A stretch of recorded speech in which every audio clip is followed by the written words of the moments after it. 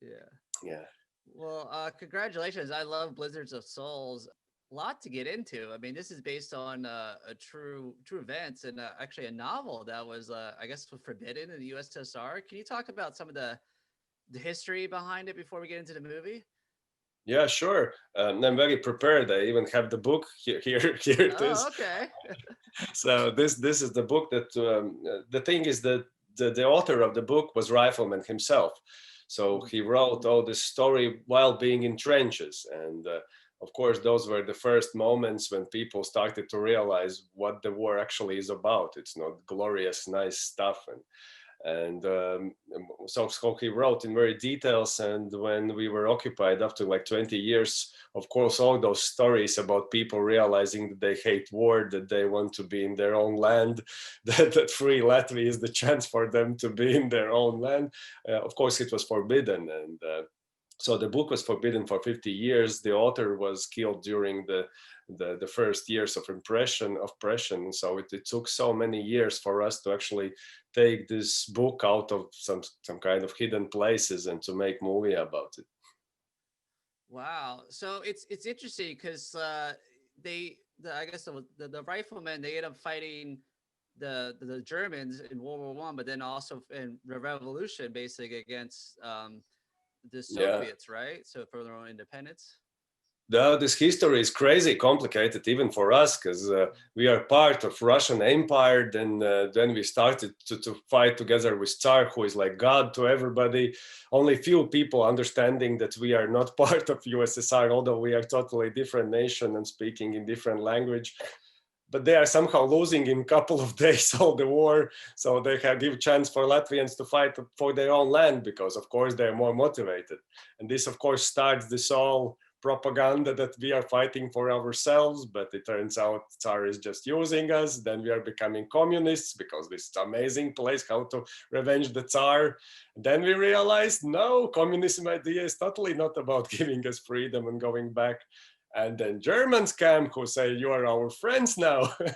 And everything like changed till the Brits are coming and saying, guys, we will help you. So it's so different, difficult history, but in the end it's only about one thing, that often we are told that somebody else will take care about you, but actually it's only you yourself can take care about going back to home, being happy at your home. And this actually what the freedom is about, that you can rule in your own country yard and decide whether you want to die for somebody else or not. Yeah, it's interesting because I know a lot about like World War II because I mean there's been plenty of films and documentaries. There's really not a whole lot about World War One, and it's this was really interesting. I mean the whole, especially the whole trench warfare thing, and the Mm. island of death was what they I guess what the battle was. I actually looked up some information afterwards. It was pretty crazy how much they went through, and then they never had support actually after fighting this way to get this like few land. You know. Yeah, sure. Fighting in small spots. Actually, what was amazing that they were the only ones who broke this German defense line, but because they were promised in the next day you will get almost home, but nobody was accounting for that. And yeah, that was some kind of turning point. Yeah, historically it was crazy. Lot of innocent people dying, but in the end they at least got this one hope that their children can live in free country and never face this again. Yeah. Yeah, I imagine it was really hard to film this too in the elements because I mean your cast had to deal with the this. I mean, it looks beautiful the snow and everything, but I imagine filming in that kind of condition was really just as hard. You know. Yeah, sure, but those were actually the most precious moments, because there were like almost 3,000 volunteers that came in aid to help us to film the movie. Because of course we don't have such a budget to make all the Christmas fights are made in like in one day. But the thing is that those were the moments when we actually realized we are so cold, it's very hard. But of course we have those thermal stuff again, we have teas, we have fireplaces around, and it's like it was minus 17 degrees Celsius by that time. Yeah, but it was twice as cold during those fights, and those guys were like lying on the ground for 3 days. And it was like for first moment we actually could physically associate how impossible it is actually for us to understand what they went through. So movie tries its best for the audience to feel together with the main characters how it is, but I would say that we would never understand how sick it was during those days. Yeah.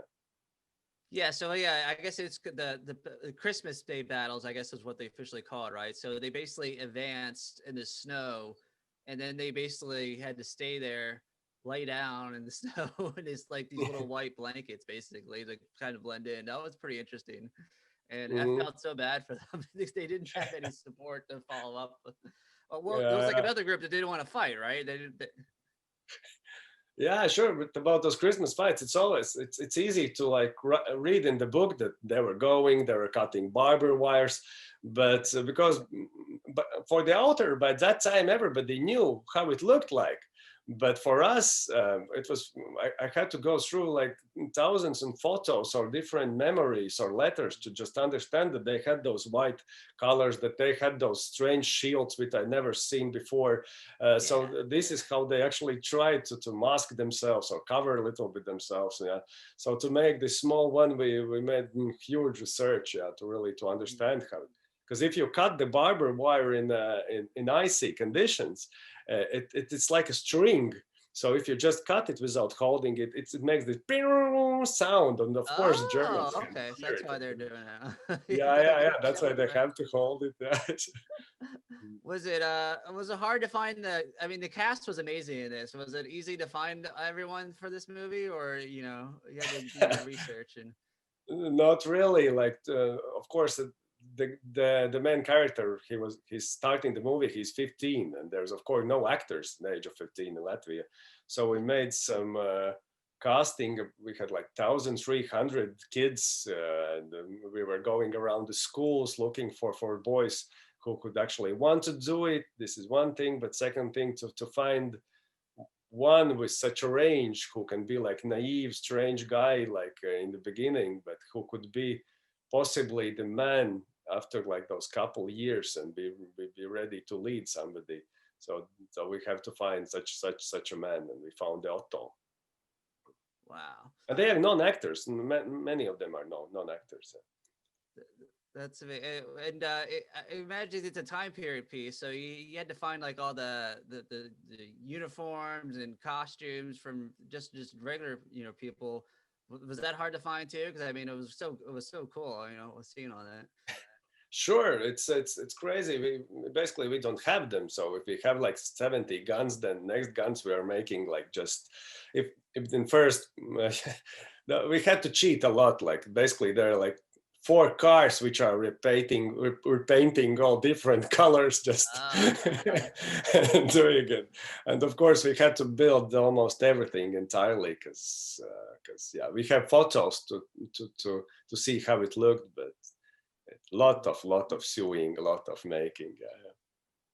What about like the action fighting scenes, the explosions and stuff? Like, was that something you've ever worked before as a filmmaker, or is this something that was brand new? You had to kind of work on the fly. Yeah, that was totally new for me. I come from documentary background, and you usually don't blow up your people you film in documentaries. But yeah, that was an interesting challenge because, of course, to make those explosives in middle of fights, and we had to dig the holes in the ground. But if it's frozen, if it's like those, I say -20 in Celsius, we actually called those who dig graves for them to make those holes, and they just told next day, please don't call us again, it's too difficult. But yeah, there was such explosives, but there are also the real ones, so we tried to make it as real as possible. And this one of actors, he's really like in the middle of this explosion, so he gets the land going through him. Of course, it's safe and there is nothing. Yeah. No, but still, it's a new experience.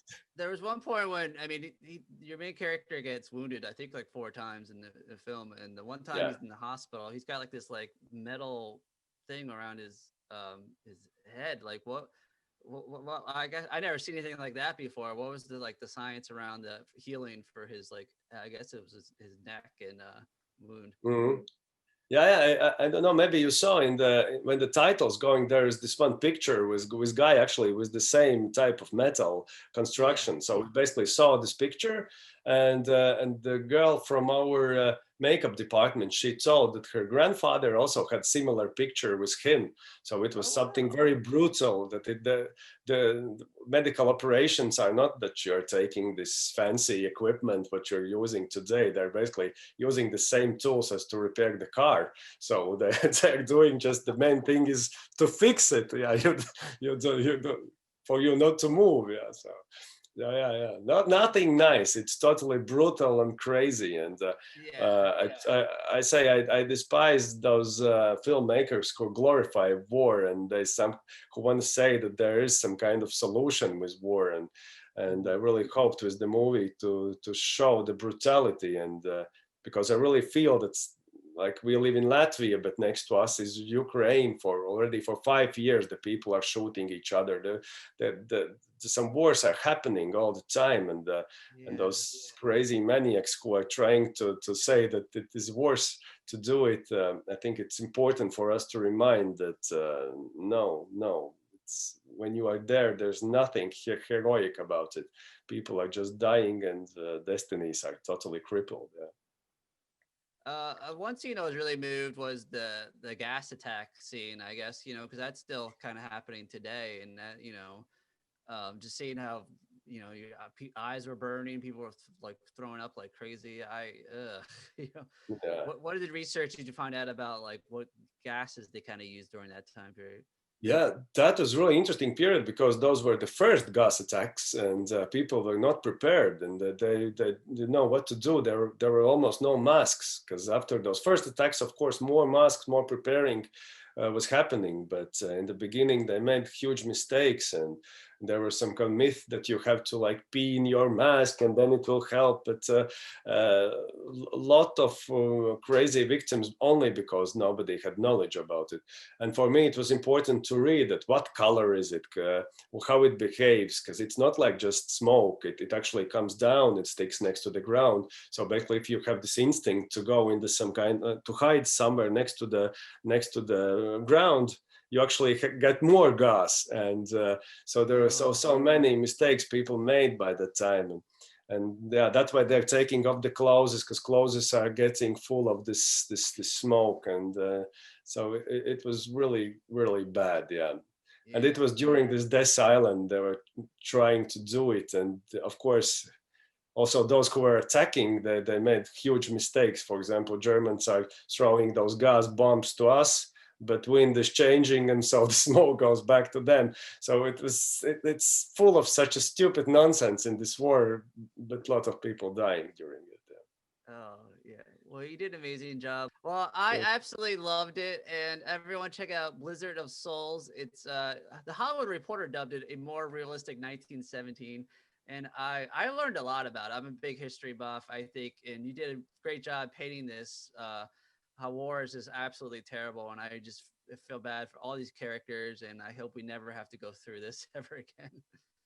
Yeah, man. Thank you very much. Appreciate a lot that you try to read about the history after seeing the Yeah, movie. I looked up afterwards. I never I was like I typed in island of Daff and I learned about it's interesting because like I said I learned a lot about World War II, but not too much about World War One. And I mean yeah, Mm, it's just seeing how they fought the Germans and against the Russians. So great yeah. job. I guess from start to finish it was great.